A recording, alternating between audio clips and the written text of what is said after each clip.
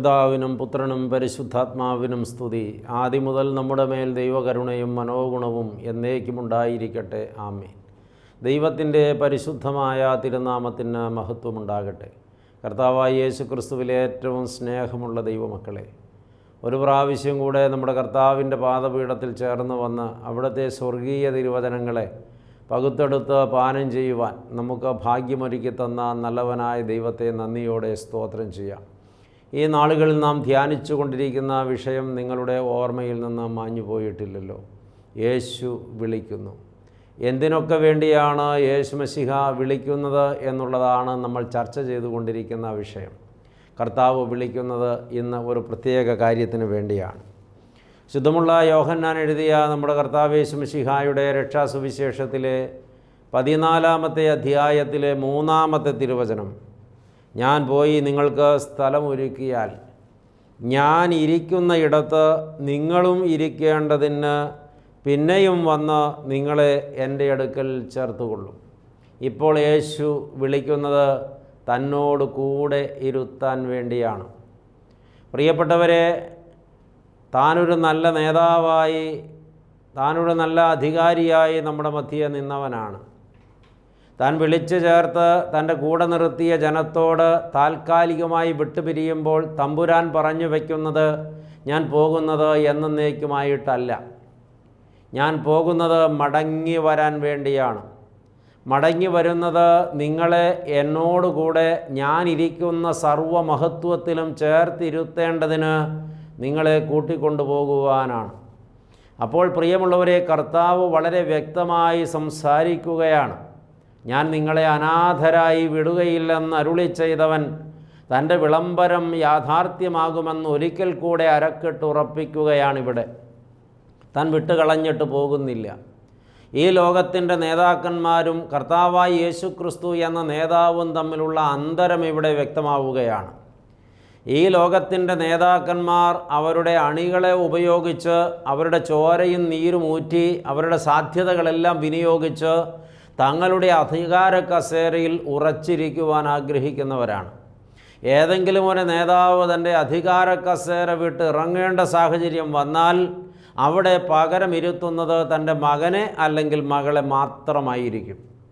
തൊട്ടടുത്തു നിന്ന് തനിക്ക് വേണ്ടി ജീവൻ വരെ വയ്ക്കുവാൻ പോരാടിയ അനുയായിയെ തനിക്ക് ശേഷം തൻ്റെ കസേരയിലിരുത്താൻ ഈ ലോകത്തിൻ്റെ നേതാക്കന്മാരാരും തന്നെ തയ്യാറാകുന്നത് വളരെ വിരളമാണ്.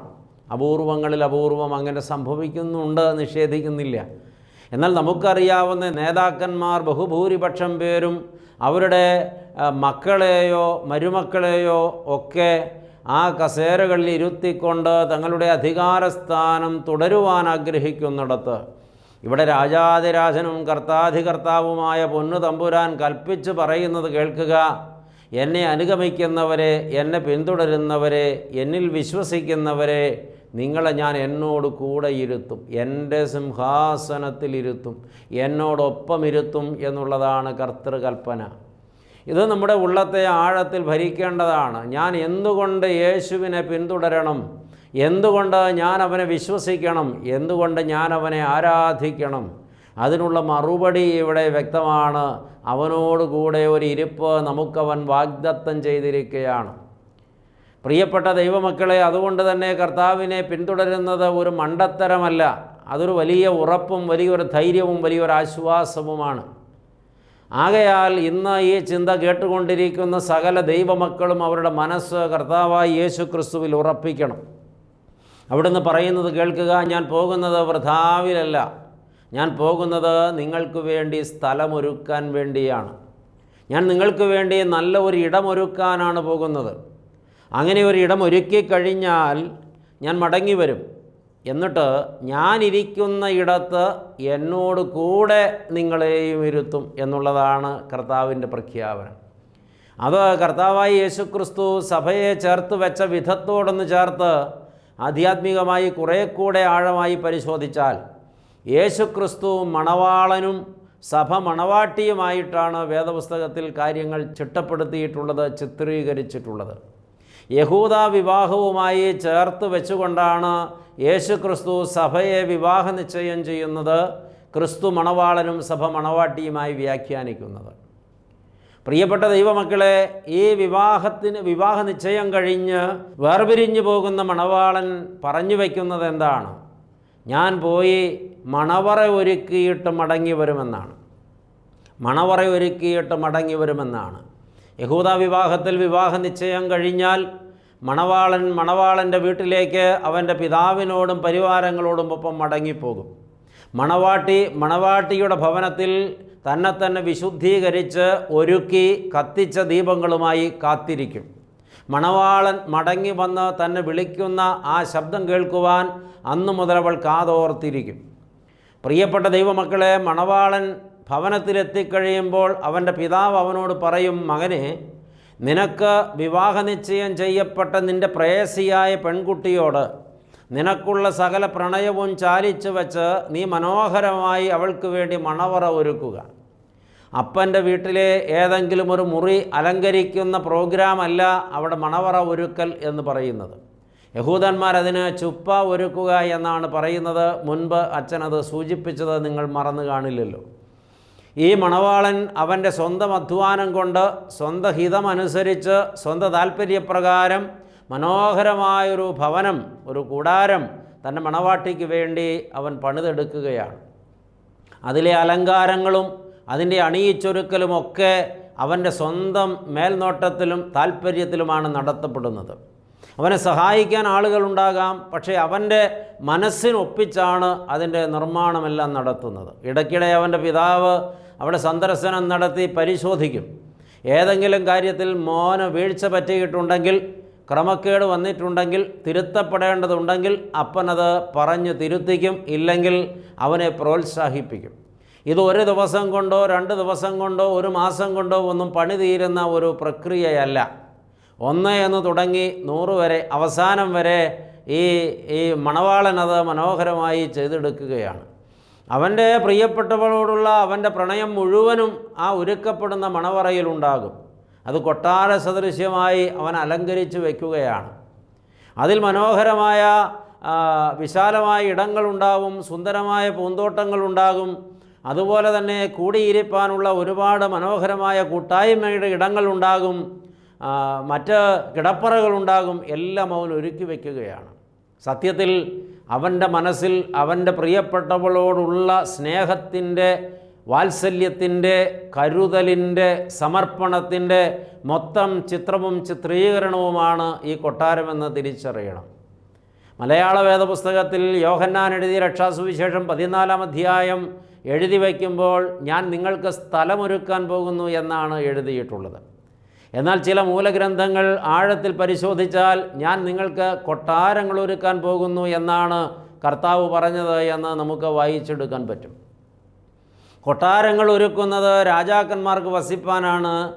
രാജാക്കന്മാരുടെ പ്രേയസികളായിരിക്കുന്ന അവരുടെ പ്രിയ വധുക്കൾക്ക്, ഭാര്യമാർക്ക് താമസിക്കുവാനുമാണ് ആ കൊട്ടാരങ്ങൾ ഒരുക്കുന്നത്. പ്രിയപ്പെട്ടവരെ, കർത്താവ് ഇപ്രകാരം നമുക്ക് വേണ്ടി സ്വർഗത്തിൽ കൊട്ടാരങ്ങൾ ഒരുക്കിക്കൊണ്ടിരിക്കുകയാണ്. അതിമനോഹരമായ വാസഗേഹമാണ് അവൻ ഒരുക്കുന്നത്. രാജാധിരാജന് പള്ളി കൊള്ളുവാനുള്ള മനോഹരമായ തങ്കക്കൊട്ടാരമാണ് ഒരുക്കുന്നത്. ഒരുക്കിക്കഴിഞ്ഞാൽ മടങ്ങി വരുമെന്ന് അവൻ വാഗ്ദത്തം ചെയ്തിരിക്കുന്നു. എന്തിന്? ഞാൻ ഇരിക്കുന്ന ഇടത്ത് എന്നോട് കൂടെ നിങ്ങളെയും ഇരുത്താൻ. അതാണ് നമ്മളെ ആഴത്തിൽ ബോധ്യപ്പെടുത്തേണ്ടിയിരിക്കുന്ന ഒരു പരമാർത്ഥം.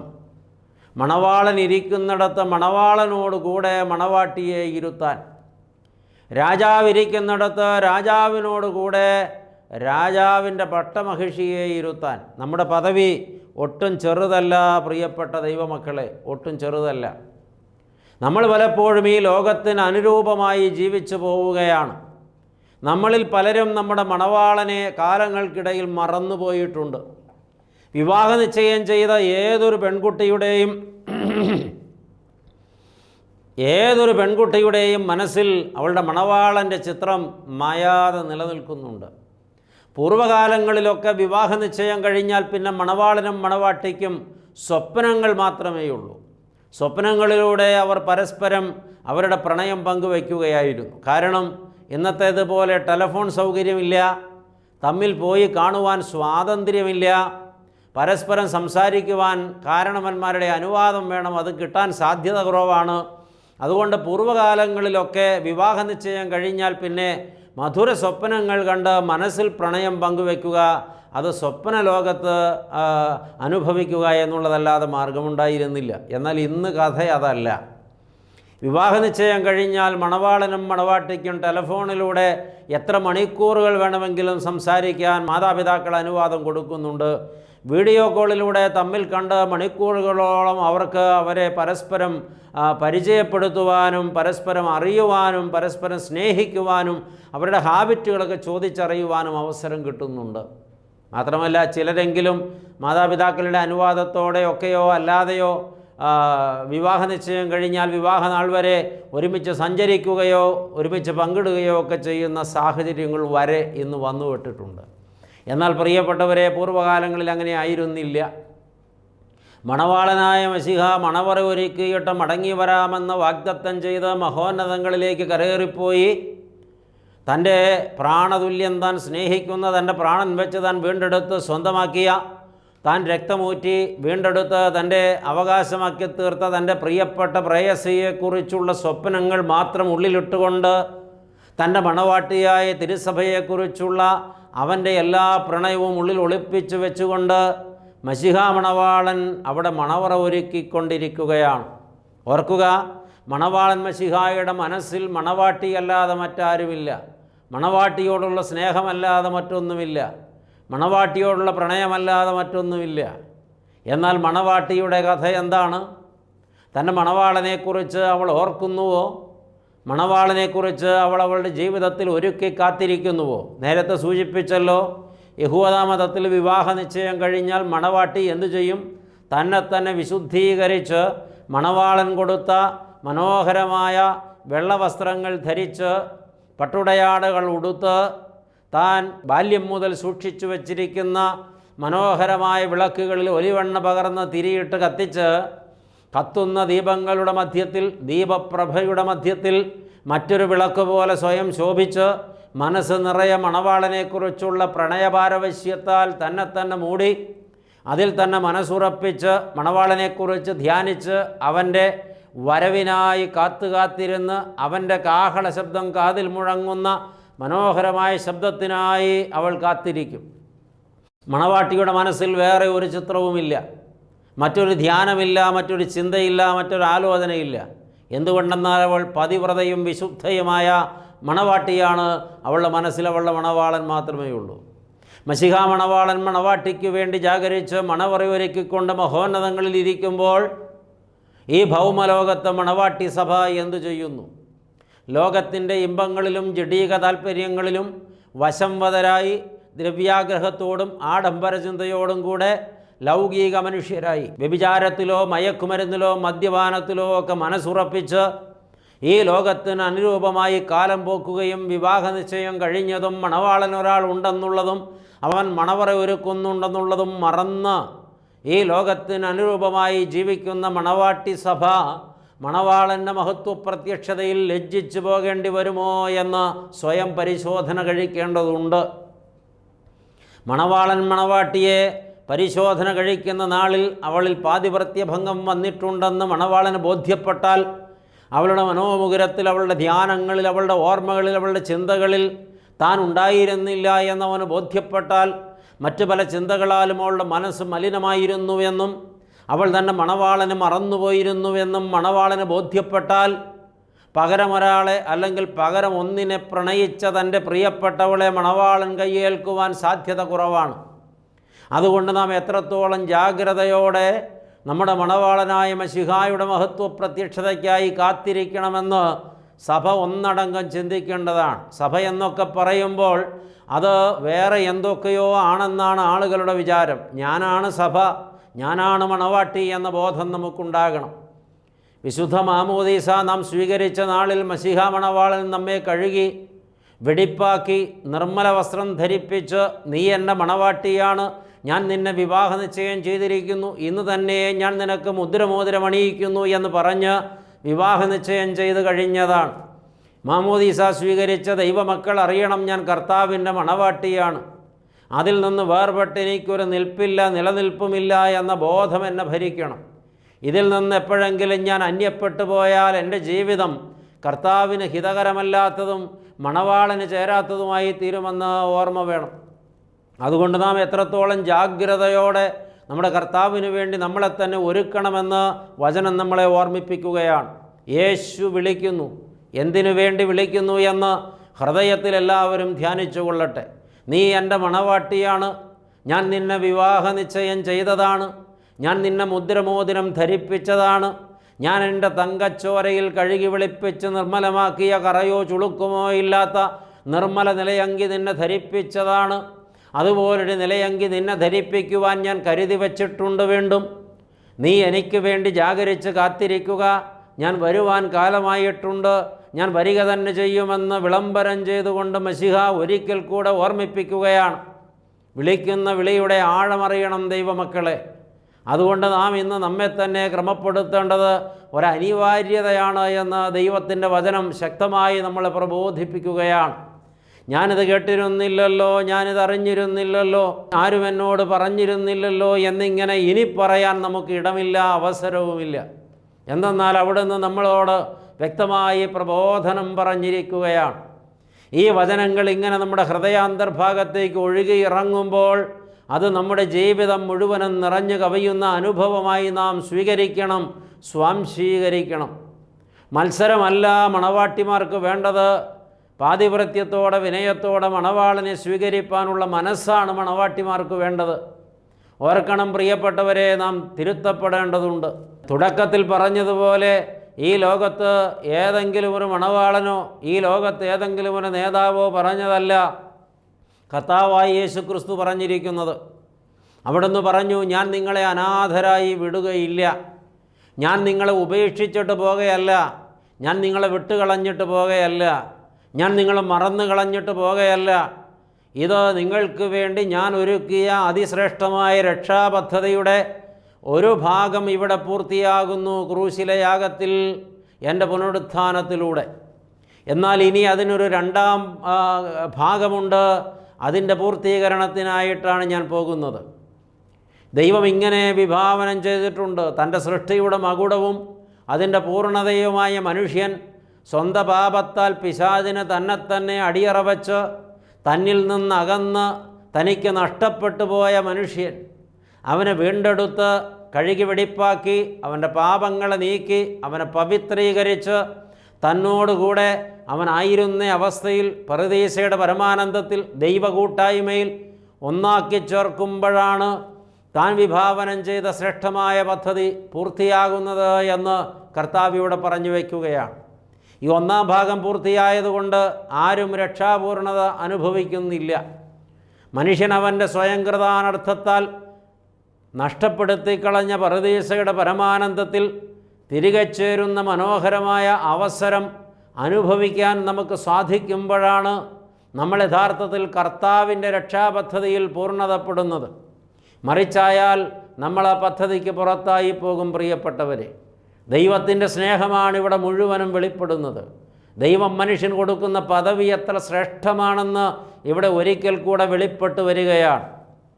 മനുഷ്യനെ ദൈവമാക്കുവാൻ ദൈവം മനുഷ്യനായി എന്ന പ്രയോഗം അതെത്ര സുന്ദരമാണ് പ്രിയപ്പെട്ടവരെ.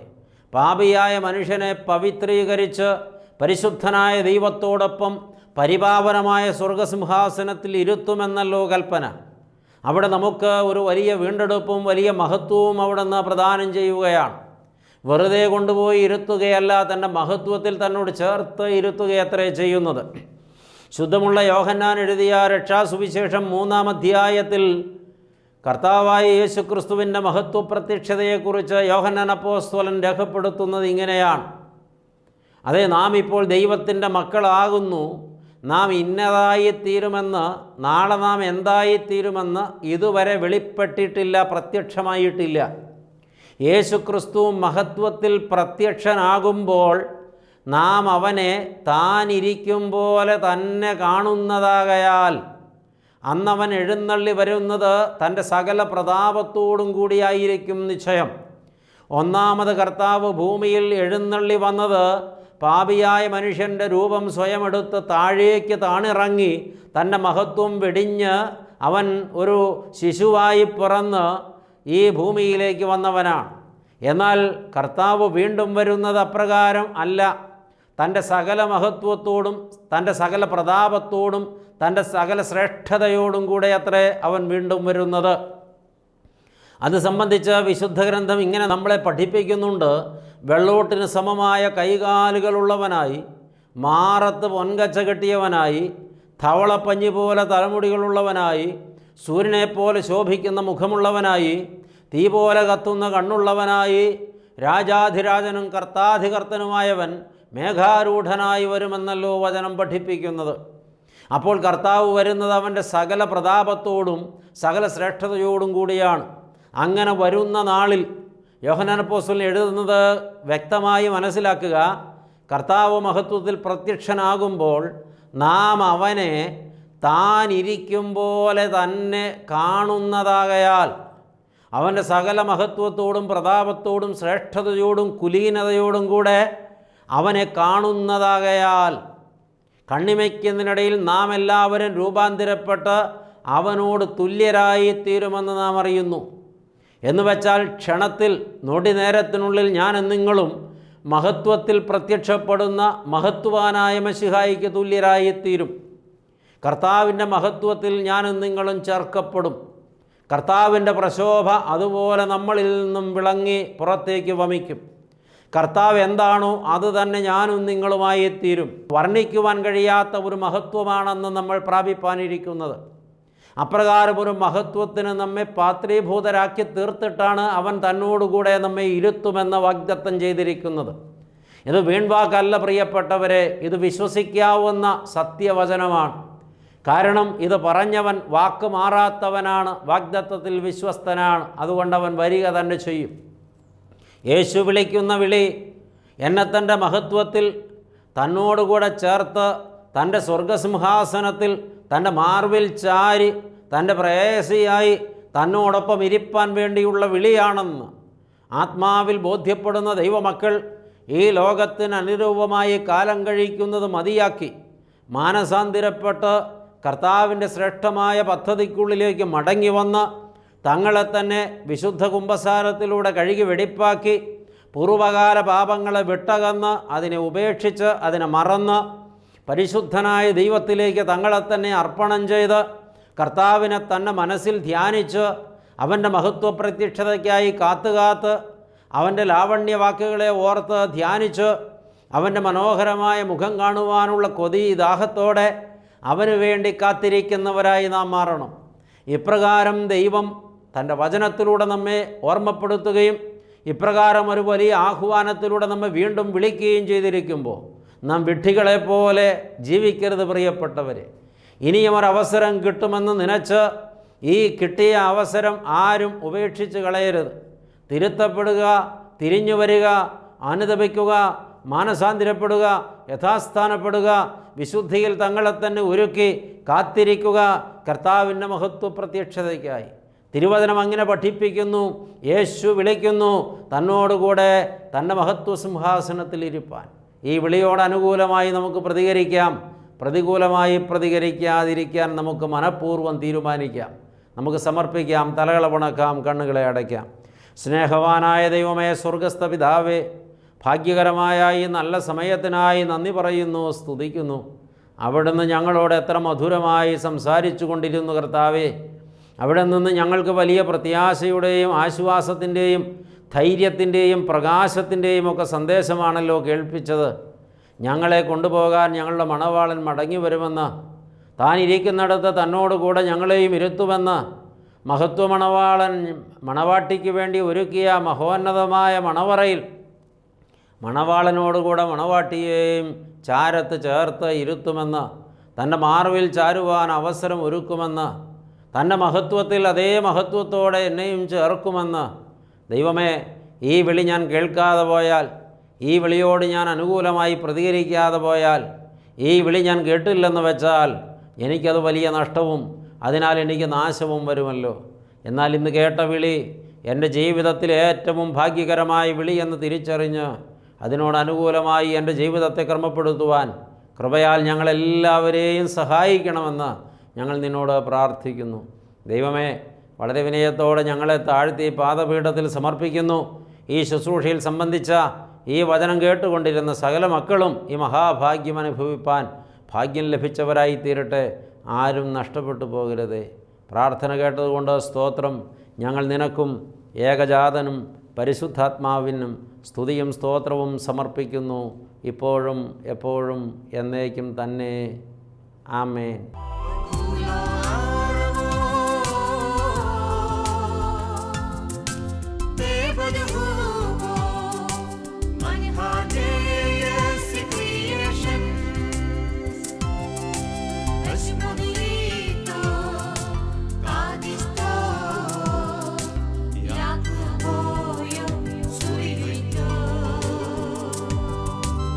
Somebody